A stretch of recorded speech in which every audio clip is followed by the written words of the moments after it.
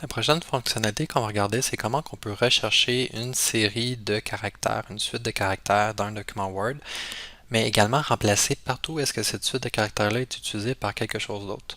Donc, pour rechercher quelque chose, dans la plupart des logiciels, la combinaison de touches CTRL-F va vous afficher une interface de recherche.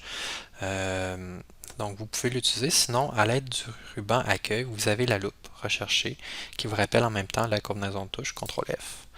Ici, ce qui va vous apparaître dans le cas du logiciel Word, c'est une interface toute cute de navigation pour voir les différents résultats de recherche. Donc, vous tapez quelque chose, exemple DMR, et vous allez voir partout où est-ce que DMR est utilisé. Donc là, ici, je vois que je l'ai utilisé 32 fois, et je vois les différentes phrases, les morceaux de phrases, où est-ce que ça a été utilisé. Et au survol, je peux voir à quelle page que ça l'était, etc. En même temps, lorsque j'explore mon document, je me rends compte que ça apparaît avec une couleur un peu surlignée. Fait que ça me permet de distinguer rapidement, ah oui, ça a été utilisé là, là, là, là.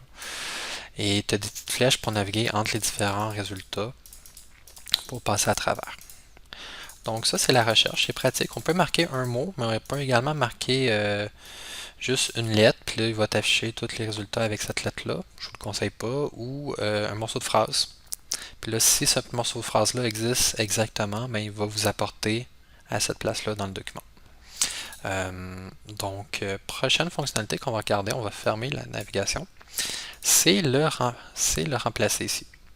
Donc, CTRL H, remplacer, il va prendre un terme qu'on recherche. Fait que, par exemple, je peux dire, je recherche, là c'est déjà écrit, DMR, et je pourrais dire par quoi je veux le remplacer.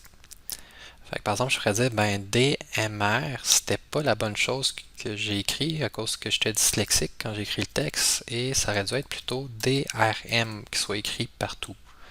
Fait que ça me tente pas de le rechercher partout où est-ce que j'ai écrit DMR pour le remplacer par DRM. Je vais plutôt y aller avec cette approche-là. Avec cette approche-là, qu'est-ce que vous allez remarquer? Tu as plusieurs boutons. Tu peux dire, ben, recherche le suivant. Fait que par rapport où est-ce que je suis, il va avancer. Puis il va dire, là, je m'en vais au suivant. Ok, je l'ai trouvé ici. Qu'est-ce que tu veux faire? Tu veux-tu le remplacer? Je peux peser sur remplacer. Puis là, il va remplacer juste lui par l'élément que j'ai mis à remplacer. Puis là, il met le focus sur le prochain. Je pourrais dire remplacer aussi, remplacer, mais quand tu es tanné, tu fais remplacer tout et ça le remplace partout dans ton document, y compris au début de ton document. Fait qu'on fait OK et on fait fermer. Donc, c'est quand même assez pratique comme fonctionnalité. Et c'est tout pour cette fonctionnalité.